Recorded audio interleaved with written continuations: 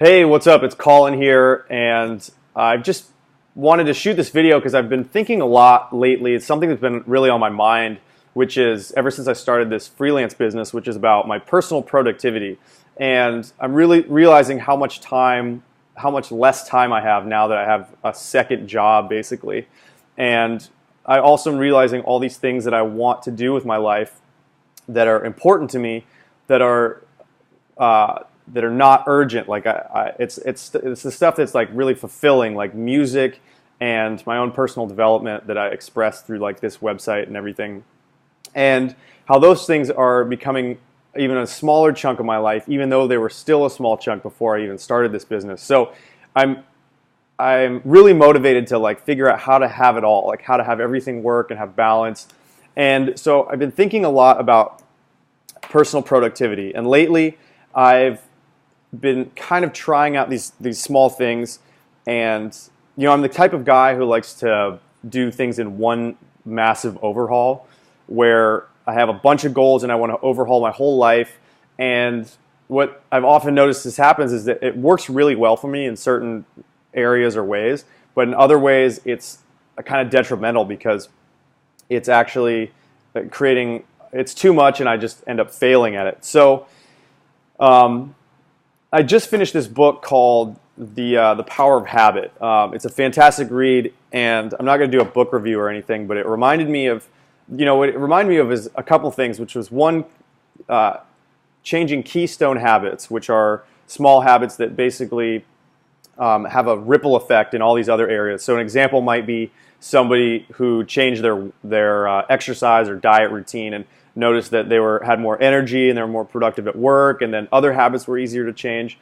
And then another component of it was creating small wins. So Michael Phelps, who is a Olympic, 9-time Olympic swimmer or something, his day when he first wakes up on the day of the swim match, he has this routine down where it's just a series of small wins of his of basically his discipline and his routine, and winning the race is just an extension of all that. He already has this whole visualization routine and waking up at a certain point and eating, and so these two things really stuck out in the book, and I'm explaining it more in the written part of the blog post.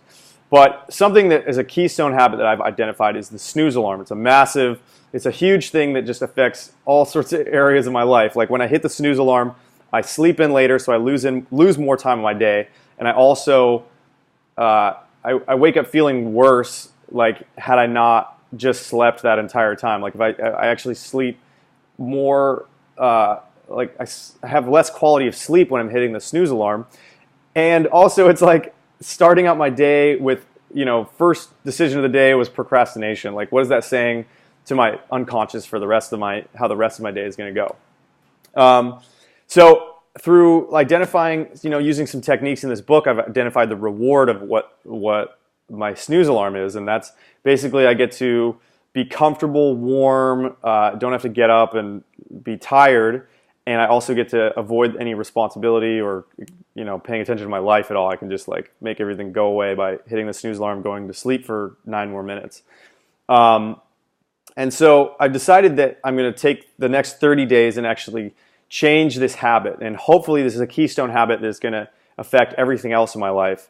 And part of changing a habit is also finding a replacement habit that actually gives the same reward. So I've identified something that I'm going to experiment with, something which is getting up immediately and drinking green tea and then meditating for like at least 5 minutes. And the drinking the green tea kind of affects my emotional state. Like I look forward to that little caffeine boost, and then also the meditation helps give me that comfort, warm sort of feeling, and also gives me a sense of power over my responsibility in my life, which will hopefully counteract that or satisfy that urge to just sleep in bed. And also the caffeine will help me not go back to sleep when I meditate, because I've tried that before where as soon as I wake up, I'll try to meditate and then I'll just go right back to sleep. So that's what I'm going to do. And then I'm also going to be identifying the cue. So like there's 3 parts to a habit. There's a cue, a routine, and a reward. And I've obviously identified the routine, which is hitting the snooze alarm. and then the reward I'm experimenting with as well. And the cue is going to be, there's 5 categories, which I'm writing down. I explain in the blog post, but I'm going to be writing it down before I go to bed, and also like what I've got going on that day. So it'll be kind of a combination, because obviously the time of the morning will be like when I'm getting up. So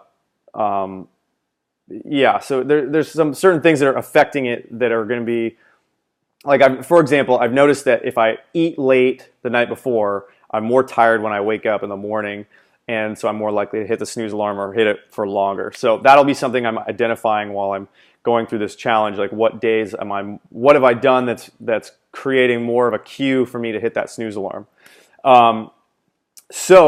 Lastly, there's something that's beyond just identity, that is kind of like it's beliefs. There's something that's beyond just a behavior, which is beliefs and identity. And there's certain beliefs that have come from this core identity that I sort of identify with, I guess, which is something that probably came from very early on when I was first creating memories, or when we're first creating memories. And these lead to certain beliefs, and then that leads to certain kind of behavior. So there's a core behavior or belief behind the behavior of hitting the snooze alarm, and it probably has something to do with like, I'm lazy, or I'm not, I'm just kind of like this mediocre existence, or it doesn't really matter, or I need more sleep, or no one's depending on me, or whatever it is that is kind of behind this. So I'm working on creating a whole new identity for myself that is more aligned with this behavior, which is people I look up to, like personal development, masters like Steve Pavlina, who I kind of like want to be more like. I want to identify with them more. So I'm going to be doing this probably during some sort of like routine the night before, and then maybe during my meditation the day of, that helps to like create not just forcing a different behavior on top of this incongruent identity, but actually replacing this behavior and this identity at the same time, so they actually work in synergy with each other, rather than like one part of me is battling this other behavior that it just seems like a setting up for failure. So anyway, I hope this will be a keystone behavior or habit that affects the whole rest of my life in many other ways.